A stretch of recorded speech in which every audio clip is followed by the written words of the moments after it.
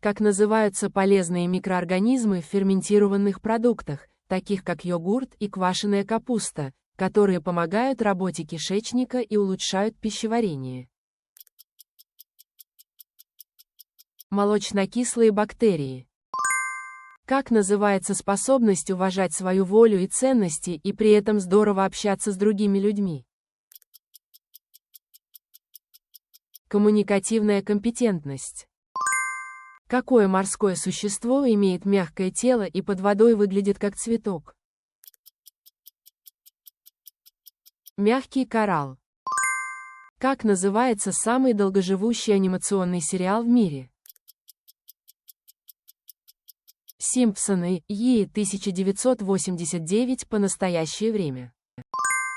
К какому континенту относится Египет, через который протекает самая длинная в мире река Нил? Африка.